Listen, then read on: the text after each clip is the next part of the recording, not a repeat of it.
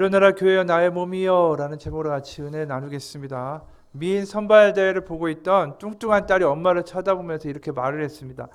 엄마, 왜 나를 이렇게 뚱뚱하게 낳아서 저런 데도 못 나가게 하는 거야? 그러니까 엄마 이렇게 얘기합니다. 야, 입은 삐뚤어졌어도 말은 바로 해야지. 내가 너를 낳을 때 분명히 2.8kg밖에 안 됐어. 그 세상이 정말 이 비만하고 살 빼는 문제 때문에 고민을 많이 하죠. 뭐 살찌는 게 여러 가지 이유가 있을 겁니다. 뭐 회식을 늦게 해서 저녁을 먹어서 또 운동을 못 해서. 그런데 어떤 여자분이 이런 이야기를 하는 걸 봤습니다. 아마도 제 뱃살의 80%는 외로움 때문일 거예요. 그러니까 이 말을 들은 분이 이제 이해가 안 가서 되물었습니다. 그랬더니 그분이 익살스러운 표정을 지으면서 이렇게 얘기했어요. 이게 다 다른 사람들 사이에서 고립되지 않으려고 마신 믹스커피 살 때문이라는 거죠. 그러니까 우리가 직장이든 어떤 만남이든 사회적 그룹에서 이런 경우들이 많죠. 다른 사람과 이야기를 나눠야 되고 고립되지 않고 거기 껴야 되니까. 그러다 보니까 딱히 배가 고프지 않아도 먹어야 되고 또 마셔야 되고 이런 일들이 생깁니다. 그 미국의 사회학자 중에 데이비드 리스먼이라는 사람이 있는데 이 사람이 고독한 군중이라는 책에서 이 군중 속에 느끼는 고독이라는 것에 대하여 기술한 바가 있어요. 거기에 이런 말이 있습니다. 현대인은 타인으로부터 격리되지 않으려고 늘 애쓰면서 내면적으로는 고립감, 소외감에 시달리고 있다. 그러니까 요새처럼 더 그런 것들이 많이 느껴지는 때가 없는 것 같아요.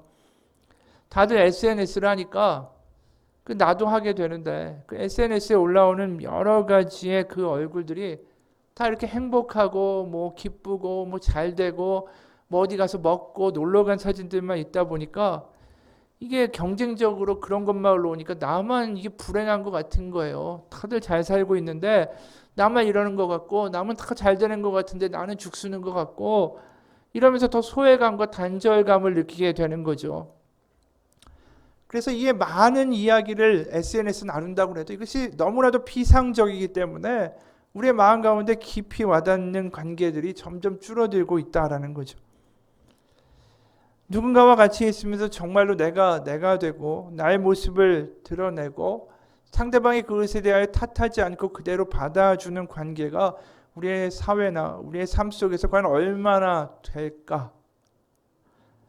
사실은 판단받고 비판받고 때로는 뒷담화에 시달리는 것이 이 세상의 모습입니다. 그러다 보니까 스스로 문을 닫아버리고 위축되고 그러니까 소외감이나 고립감을 느끼게 되는 것도 당연하죠. 잘 지내냐고 물으면은 거의 대답이 뭐 똑같죠. 나 요새 못 지내. 나 너무 힘들어라고 대답하는 대답보다 뭐 그렇지, 뭐 그렇지. 세상 사는 게 그렇지. 시간이 빠르네. 정말로 우리의 마음이 어떤지 이야기하게 되는 경우가 없다라는 거죠. 서로 괜찮은 척하고 담을 쌓고 그러다 보니까 어떻게 보면 그냥 세상이 서로 피상적이고 위선적인 말도 많이 와가 닿는 게 오가는 게 현실인지도 모르겠습니다. 세상의 모습이 딱 이런 것 같아요. 어떤 사람이 점심을 먹으려고 중국집에 짜장면을 배달해 달라고 주문을 했습니다. 짜장면을 주문하고 보니까 탕수육이 먹고 싶은 거예요. 그럴 때가 있죠. 그래서 다시 중국집에 전화를 했습니다. 거기 중국집이죠? 아까 짜장면 시켰는데 어느 아파트 몇 동 몇 호인데요. 그때 전화기에서 약간 짜증이 실린 목소리가 흘러나왔습니다. 네, 이미 출발했습니다. 그래서 얘기를 이렇게 한 거예요. 그래요? 아직 출발 안 했으면 탕수육 하나 더 시키려고 그랬는데. 그랬더니 갑자기 주인의 목소리가 친절해지더니 출발한 줄 알았는데 아직 안 했네요. 이게 세상의 모습이에요. 자신의 이익을 챙기고 그냥 자신의 어떻게든 보이든 이익과 서로 뭔가 이게 남보다 앞서는 거에만 신경을 쓰고 남보다 더 근사하게 보이려고 애쓰고 그 가운데 우리의 진실한 관계가 과연 우리 삶 가운데 존재하는가? 우리가 이런 진실한 관계가 우리 삶 가운데 있을 때 우리가 숨을 쉴 수 있지 않겠어요? 그게 사실은 우리가 믿는 신앙의 관계고 하나님과의 관계죠. 우리의 모습을 그대로 드러내고 우리의 문제와 우리의 아픔을 그대로 이야기하고 내 부족한 것을 그대로 이야기해도 탓하지 않는 분, 그분이 하나님이시니까. 그리고 그것이 우리가 교회로 확장되는 거죠. 하나님과의 관계가 우리가 원만하면 그것이 이제 교회와 이웃과 가정으로 흘러나가는 겁니다. 그래서 하나님을 사랑하고 하나님과의 관계가 세워지고 그리고 너희가 그 사랑을 가지고 이웃을 사랑하라. 그게 구약에 나와 있는 말씀 아닙니까? 근데 우리가 그것에 오해가 생기는 경우가 있어요. 이 교회에 대한 기대가 잘못되는 거죠. 서로의 하소연을 들어주는 것이 교회가 아닙니다. 자기 문제만을 가지고 서로 이 고충 해결하겠다고 덤벼드는 것이 교회의 의미가 다가 아니에요. 왜냐하면 자신의 외로움이나 자신의 답답함만 가지고 교회에서 다른 사람을 의지하다 보면 문제가 생길 수가 있기 때문이죠. 자기의 상처가 다른 교회 사람들로 말미암아 치유될 거다라고 믿는다면 그것도 실망하게 됩니다. 왜냐하면 교회는 사람들이 모이는 거고 아직도 부족한 우리가 아직도 그런 존재이기 때문이라는 거죠. 이런 이야기가 있어요. 예배를 마치고 집에 돌아가는 부부가 있는데 부인이 묻습니다. 여보, 오늘 목사님 넥타이 봤어요? 그렇게 촌스러운 넥타이는 처음 봤어요. 남편이 대답이 없습니다. 그러자 부인이 또 말하죠. 여보, 당신 최 장로님 조는 거 봤어요? 세상에 장로님이 어떻게 예배 시간에 졸아? 여전히 남편이 대답이 없어요. 부인이 또 얘기합니다. 여보, 오늘 성가대 찬양대에서 틀린 거 봤어요? 그 아무개 집사 왜 그렇게 못할까?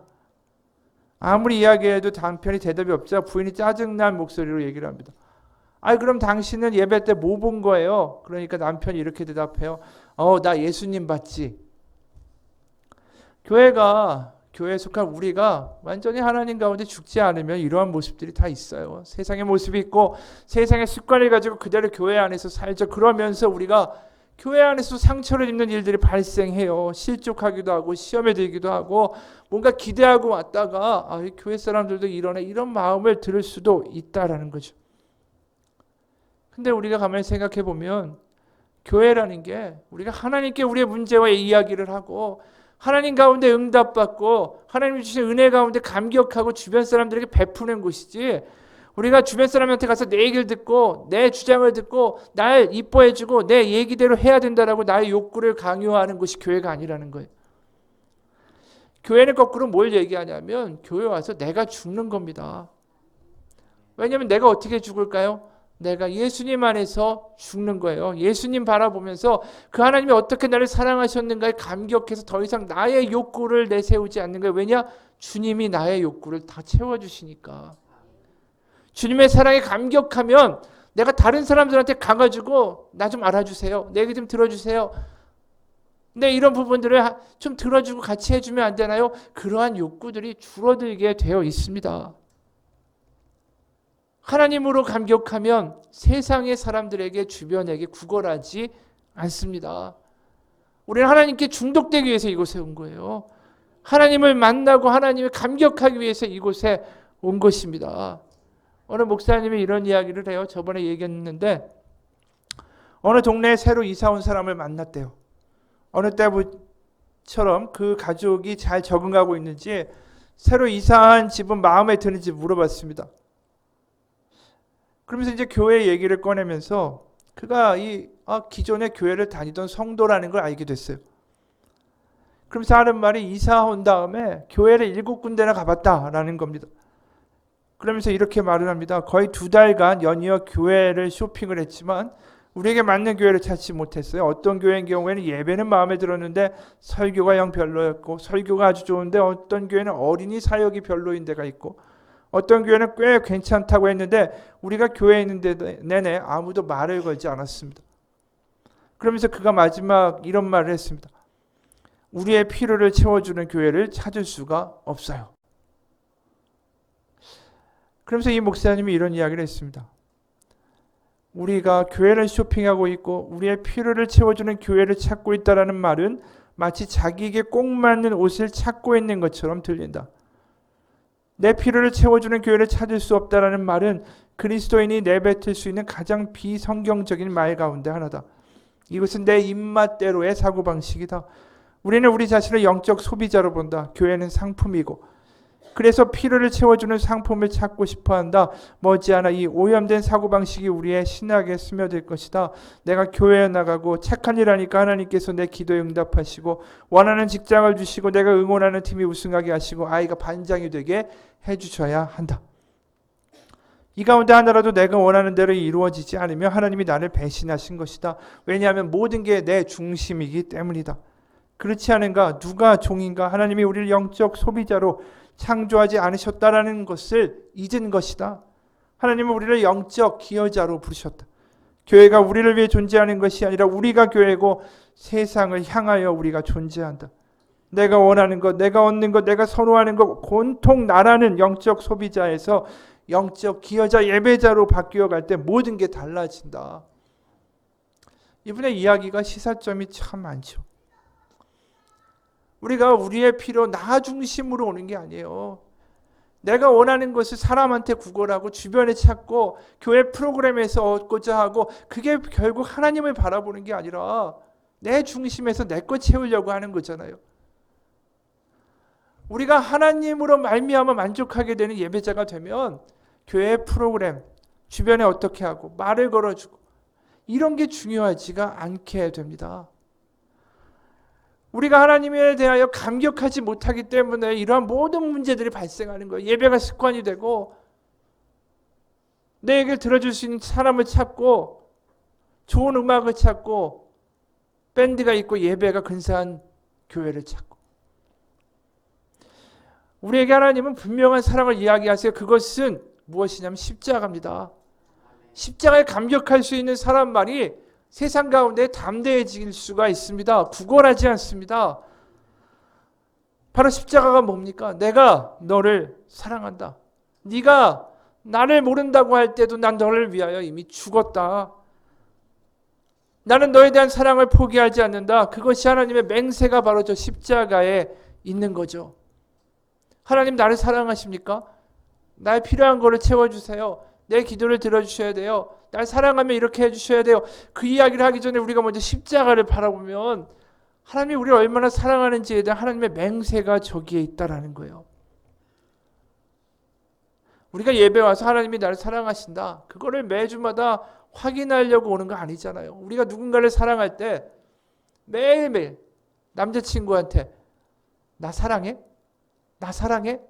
그걸 하루에 몇 번씩 물어본다 그러면 그 얼마나 답답한 일이에요. 그 관계가 온전한 관계인가요? 관계가 온전한 관계가 아니죠. 우리가 예배 때 하나님이 나를 사랑하는지 확인하려 오는 것이 아니라 하나님은 나를 사랑하시는 것을 믿고 그 가운데 하나님이 채워주시는 하나님의 감동을 가지고 주변과 세상과 가정 가운데 나누기 위해서 온 것 아닙니까? 우리 하나님을 감격할 수 있는 사람이 되기 원합니다. 그게 하나님 사랑하는 거예요. 하나님이 나를 사랑하라고 하실 때 그게 아니라 나의 사랑에 감동하라. 내가 널 이렇게 사랑하는데 그것에 감동해주고 나에게 올 수 없겠니? 그게 하나님의 마음이고 말씀이라는 거죠. 그러면 우리가 주님과 함께 걸어가는 삶이 됩니다. 주님 때문에 감격하면 용서할 수 있고요. 주님 때문에 감격하면 사랑할 수 있습니다. 주님 때문에 감격하면 주님의 마음으로 용서할 수 있게 돼요. 그렇게 되면 내 욕구, 내 판단, 내가 주인공 되는 거 다 없어집니다. 그럼 교회에 기쁨이 생겨요. 사랑을 얻고자 소비하고자 사랑받고자 확인하고자 모인 사람들이 가득하면 그 교회는 계속 문제가 생겨요. 계속. 제가 나를 인정하지 않는 것 같아. 저 사람이 나에게 이런 말 했어. 계속 그것만 들리니까요. 사랑을 갈급해서 서로에게 주변에게 예배 그렇게 오는 것이 아니라 우리가 하나님께 감동해서 사랑을 주고 용서를 주고 기쁨을 주고 격려를 주는 것 그것이 교회를 만드신 하나님의 뜻이라는 겁니다. 그럼 나에 대한 관심이 없어져요. 주님이 더 좋고 주님께 감동하고 주님의 사랑이 절절히 느껴지고 그러면 내가 좀 무시당해도 상관없어요. 내가 좀 손해봐도 상관없어요. 내 안에 감동이 있고 기쁨이 있고 주님이 있으니까. 그러면서 교회가 갈등이 있는 게 아니라 모든 게 순탄하고 원만한 거예요. 다시 말해서 예수님 때문에 바보인 사람들이 많은 것이 교회예요. 예수님 때문에 손해보는 사람들이 모인 것이 교회입니다. 그럼 그 교회가 은혜로울 수밖에 없죠. 어느 교회 이야기입니다. 오늘날 교회 가족 찬송 경연대회가 열렸어요. 한 집사님이 찬송을 부르다가 가사를 틀렸습니다.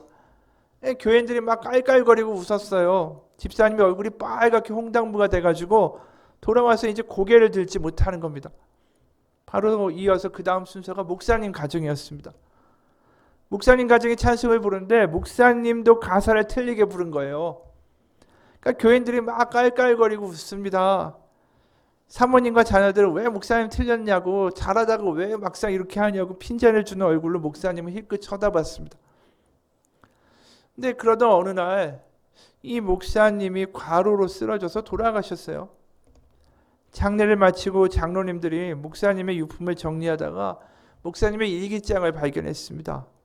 일기를 쭉 읽어보는데 이런 내용이 있었습니다. 7월 14일 가족 찬송 경연대회가 있었다.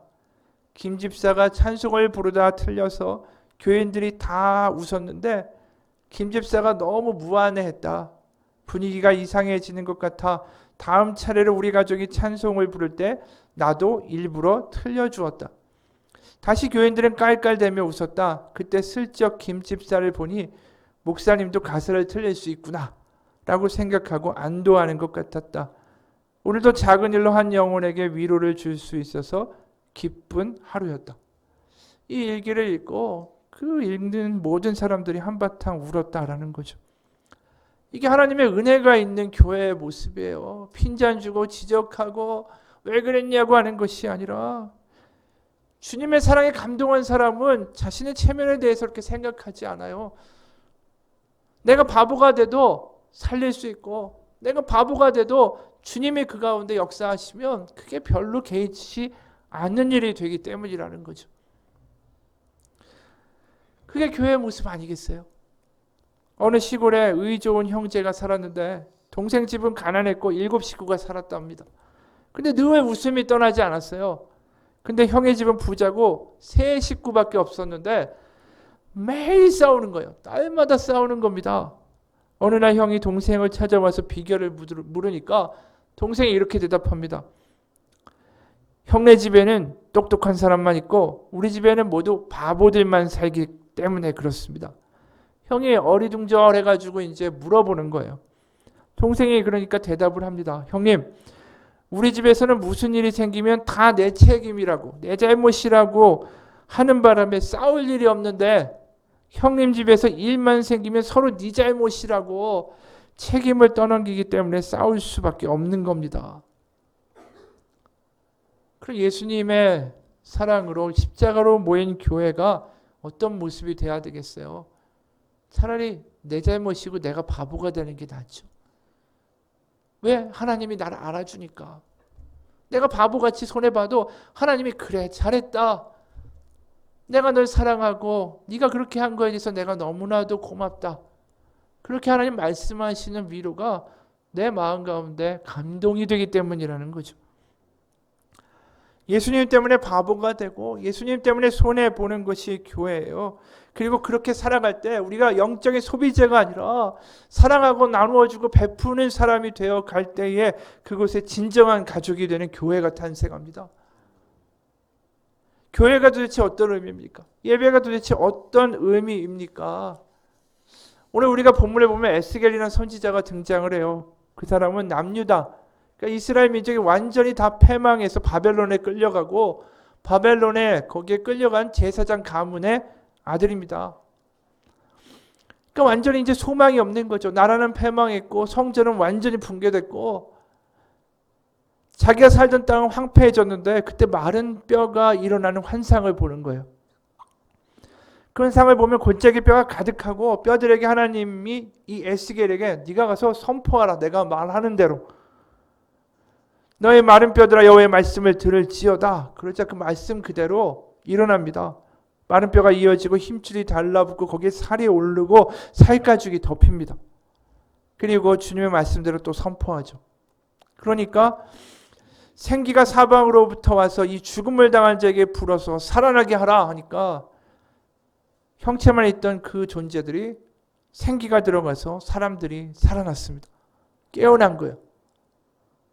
이 환상은 다른 게 아니라 패망하고 망가진 이 이스라엘 백성을 하나님이 다시 생기를 부어 살리리라 하시는 약속인 겁니다.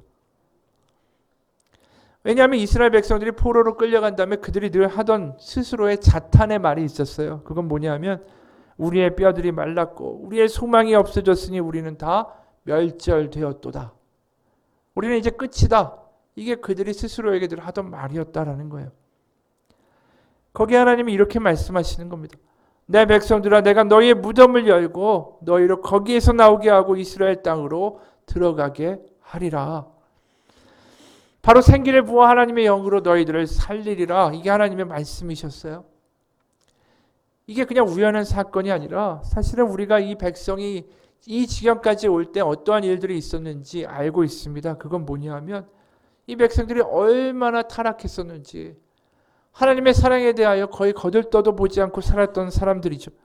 우상신을 만들고 거기에 제사를 지내고 목상을 만들고 그 목상을 갖다 놓고 이것이 하나님 신부입니다 라고 이야기하며 경배하는 혼합종교를 만들어버리고 성전 안에다가 우상을 집어넣어가지고 같이 섬기고 하나님의 율법과 상관없이 과부와 가난한 이들을 핍박하고 그렇게 군림하고 제사장들은 엉망인 양을 잡아다가 그거 갖다 제사 바치고 뒤로는 돈을 빼돌리고 이런 엉망 가운데 하나님이 결국 그들을 멸망하게 하셨지만 그들 가운데 찾아가서 다시 말씀하신다라는 거예요. 내가 너희를 살리리라. 그러니까 하나님의 근본적인 마음은 뭐냐면 우리를 회복시키기 원하시는 마음이에요. 우리를 포기하시지 않는 게 하나님의 본질입니다. 그렇기 때문에 하나님이 우리의 선한 아버지가 되시는 거잖아요. 어떤 일이 있어도 우리에게 소망이 있는 건 하나님이 우리를 포기하지 않기 때문이에요. 내 스스로 만드는 소망이 아니라 하나님이 포기하지 않는 사랑으로 우리를 붙드시기 때문에 우리 가운데 소망이 있는 거죠. 그게 바로 예수 그리스도의 십자가예요. 아내가 첫 아이를 출산한 뒤에는 제게는 한 가지 걱정거리가 생겼습니다. 한번 잠이 들면 옆집에 불이 나도 모르는 저의 고약한 잠버릇 때문입니다. 만약 깊은 밤에 갑자기 딸이 우는데도 세상 모른 채 깊은 잠에 빠져 있을 저를 생각하니 겁이 나기 시작했습니다. 하나님께 기도했습니다. 하나님이 저의 잠귀를 좀 밝게 해주셔서 시은이의 울음소리를 잘 들을 수 있게 해주십시오.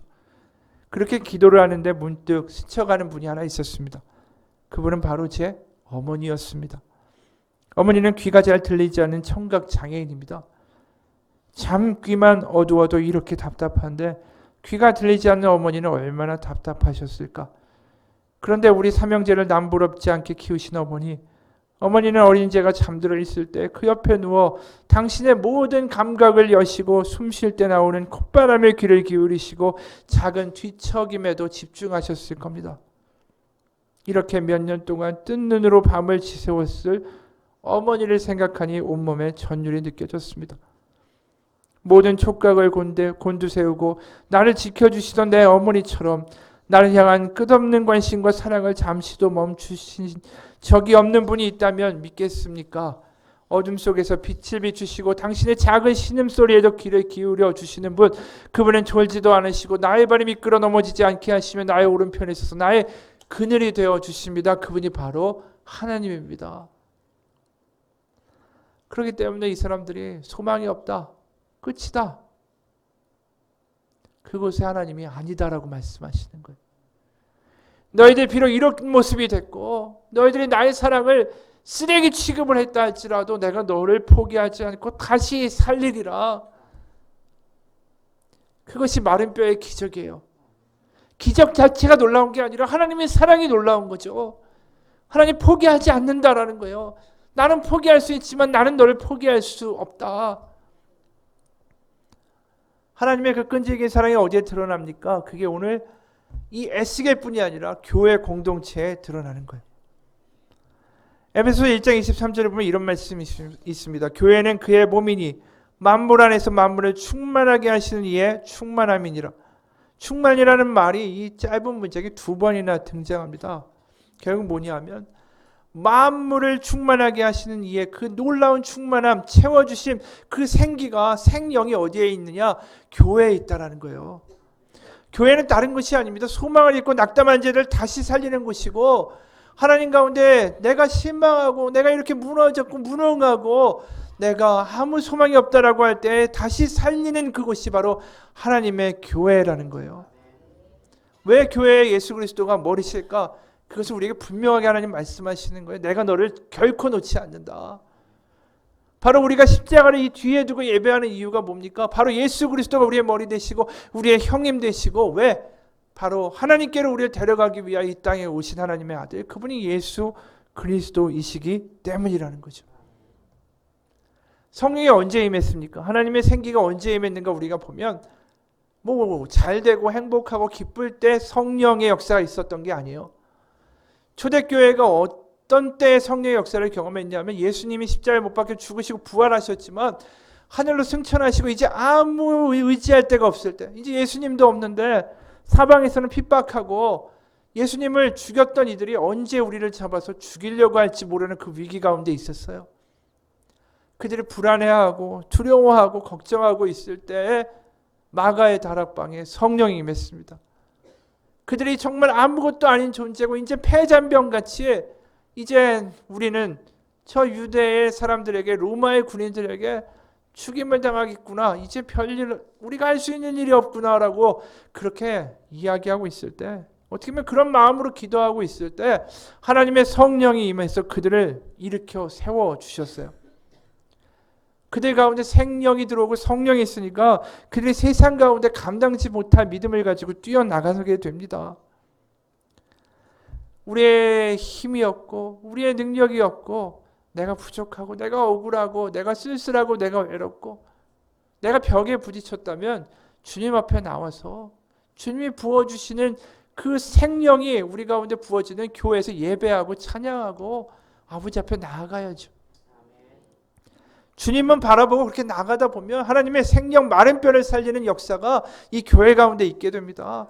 그래서 그 생명을 가지고 우리가 감격하고 감동해서 다시 살 수 있는 힘을 얻는 것이 아닙니까? 그게 교회라는 거예요. 하나님이 살리시고 일으키시고 내가 너를 포기하지 않으니 일어나라. 예 하나님, 제가 하나님의 사랑에 감동하여 일어섭니다. 초대교회의 모습이 실제로 그랬어요. 우리가 성경에는 안 나오지만 한 기원 후 예수님 십자가에 못 박혀 죽으시고 초대교회가 로마 제국에 엄청난 핍박을 받았어요. 거기에 모습들이 이랬다라는 거예요. 그 관련된 책이 하나 있는데 그 내용의 일부입니다. 초대 기독교의 확산은 예배가 외부인들이 봤을 때 와, 매력적이었기 때문이 아닙니다. 집사는 문에 서서 사람을 청하여 들어오십시오, 들어오십시오 한 게 아니라 오히려 외부인이 들어오지 못하게 막는 역할을 했습니다. 왜냐하면 초대 그리스도교의 예배는 외부인들을 모으기 위함이 아니라 이때의 예배는 모인 사람들이 하나님께 드리는 예배를 통해 세상에 나가 하나님의 일을 하고 하나님의 생기로 충만하고 성령으로 충만받음으로 훈련받는 곳이었습니다. 외부인들에게 매력적인 것으로 비춰지는 것은 그래서 그들의 예배가 아니라 그들 자신이었습니다. 우리가 상상할 수 있는 것과 같이 초대교회의 비밀 모임에 대해서 많은 사람들이 궁금해했습니다. 왜냐하면 초대교회 사람들이 너무나도 세상 가운데 다른 모습으로 살았던 모습이었기 때문입니다. AD 3세기에 이런 기록이 있습니다. 누가 자기 아내가 길거리에 나가서 낯선 사람의 집에 돌아다니고 형제들을 방문하기 위해 이 집 저 집 드나드는 것을 허락하겠는가? 저녁 모임에 참석하려고 외출하는 아내를 그저 바라보면서 즐거워하는 남편이 얼마나 되겠는가? 부활절이 다가오면 진행되는 엄숙한 의식을 위해 밤새도록 나가 있는 아내를 보고 어찌 마음이 쓰이지 않겠는가? 누가 그토록 나쁜 소문이 무성한 주의 만찬의 자리에 아무 의심도 하지 않고 자기의 아내가 가도록 내버려 두겠는가? 누가 자기의 아내가 순교자가 차고 있는 쇠사슬에 입맞춤하기 위해 감옥을 방문하도록 내버려 두겠는가? 누가 자신의 아내가 다른 그리스도인의 발을 씻기도록 두겠는가? 그들에게 음식과 마실 것을 내주는 꼴은 또 어떻게 지켜볼 수 있겠는가? 어느 누가 자신의 아내가 그런 일을 즐거이 함을 좋아하겠는가? 어떤 형제가 여행 중에 그리스도인의 집에 신세를 질 때 집주인이 제공하는 환대는 또 어떠한가? 그러나 그런 것들은 이해할 수 없을지라도 이 여인이 어디서 나오는지 모르지만 천상의 미덕을 실천하는 것을 보면 이방인이라 할지라도 그 남편 마음속에 경외심이 생길 것이다. 그런 결과로 그 남편의 아내의 신앙에 대한 비난이 줄어들고 의심도 없어지고, 그러면서 놀라운 그런 기적과 같은 상황을 경험하게 되고 진리를 눈으로 보게 되고 아내가 좋은 사람으로 변하는 것을 보며 그 경외심 가운데 자기도 하나님을 찾는 자가 될 것이다. 그러니까 초대교회가 증언하고 세상 가운데 복음을 전하고 그렇게 폭발적으로 수가 늘어난 이유는 뭐냐 하면 사람들이 변했기 때문이라는 거예요. 사람들이 교회로 나가서 하나님의 영으로 충만해져서 자신이 손해보고 바보같이 세상 가운데 행동하는데 그게 너무나도 세상 사람들에게는 놀랍게 보인다라는 거죠. 저 사람들이 어떻게 저렇게 할 수 있지? 그래서 초대교회 그리스도인들이 이렇게 말할 거라고 이 책에서는 이야기합니다. 우리의 설교나 말, 우리의 예배가 교회를 성장하게 하는 것이 아닙니다. 하나님의 능력과 변화된 삶이 사람들을 신앙으로 이끄는 것입니다. 우리의 능력은 없어요. 우린 다 마른 뼈 같아요. 부족해요. 우리는 무능합니다. 하지만 하나님 가운데 하나님의 사랑으로 감격하고 하나님의 생기를 채워지면 세상 가운데 다르게 살게 됩니다.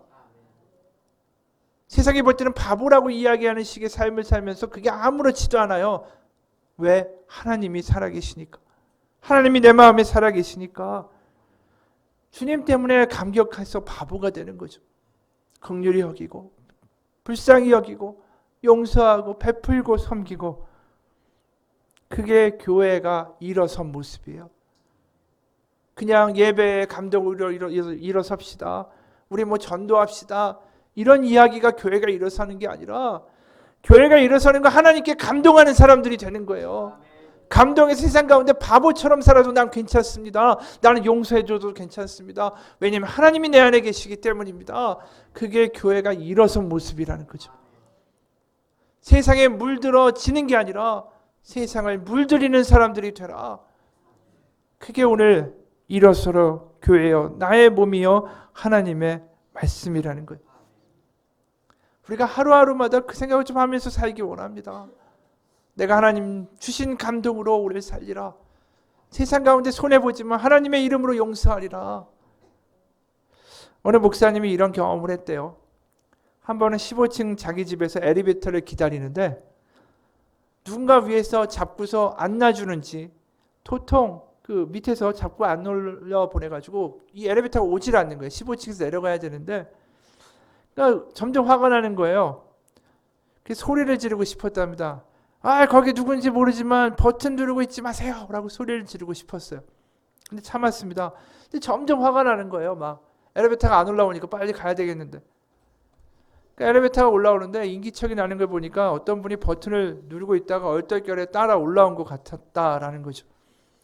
그러니까 문이 열리니까 내가 좀 화가 났다는 걸 보여주고 싶었어요. 불편한 얼굴로 인사를 팍 쓰면서 엘리베이터를 타는데 딱 보기에 저 아주머니가 범인인 것 같아요. 근데 그 아주머니가 깜짝 놀라면서 이렇게 얘기했습니다. 어머나, 교회 가시나 봐요. 그 순간에 내가 성경 찬송가도 안 들었고, 내가 분명히 성직자분들이 이렇게 로만칼라 하는 분들도 있잖아요. 그것도 안 했고, 주일도 아니고 평일인데 이 사람이 어떻게 내가 교회 가는 걸 알지?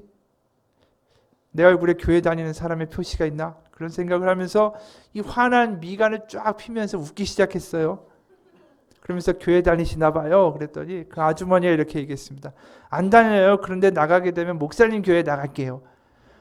만약에 거기다가 그거 잡고 있지 마세요 소리 질렀으면 어떤 일이 벌어졌을까라는 거죠. 우리가 세상 가운데 다른 모습을 보여주기 원하세요. 우리가 좀 억울한 일을 당해도 하나님 생각하면서 용서할 수 있잖아요. 하나님께 감동하면서 하나님 날 이렇게 지켜주시고 나에게 베풀어 주시고 나 이렇게 고쳐주시는데 하나님 감사합니다 하면서 용서할 수 있잖아요. 그러면서 그 상황에 웃으면서 예수님 믿으십시오 라고 이야기하면 그게 얼마나 큰 힘이 되겠어요. 저 사람은 다르구나. 그게 일어선 교회의 모습이에요. 우리가 교회입니다. 우리가 하나님의 증인이고 증거자들이에요. 우리가 세상을 예수님의 복음으로 물들일 수 있는 사람들입니다. 그런 사람에게 하나님의 생기가 더 부어지는 거예요. 하나님의 감동이 더 있는 거예요. 내가 예수님 때문에 포기하면 예수님이 그 억울하거나 나의 마음 가운데 손해나는 것 하나님이 메꿔주십니다.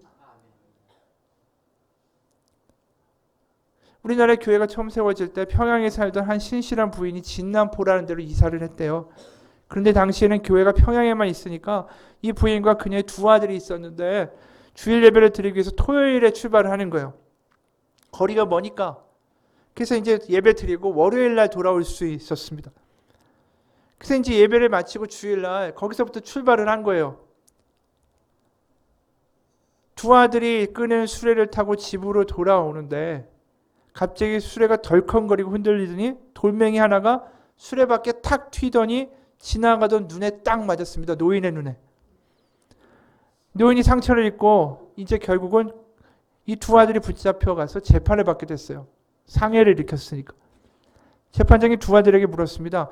당신들 둘 중에 누가 수레를 몰았어? 그 사람이 벌 받아야 되니까. 그랬더니 제가 몰았습니다. 아닙니다. 제가 몰았습니다. 서로 자기가 몰았다라고 하는 거예요. 그러니까 재판장이 난처해 주니까 이제 어머니가 증인이 되라고 하면서 어머니를 불렀습니다. 그리고 어머니한테 물었어요. 어머니, 아주머니, 대개 아들들이 서로 자기가 수레를 몰았다고 하는데 아주머니가 솔직하게 말씀해 주셔야 되지 않겠습니까? 누가 잘못한 겁니까? 뭐라고 대답하냐면 이 부인이 눈물을 흘리면서 이렇게 말했습니다. 재판장님, 저 두 아이는 서로 배다른 형제입니다. 큰아이의 어머니가 돌아가시고 제가 재가를 했죠.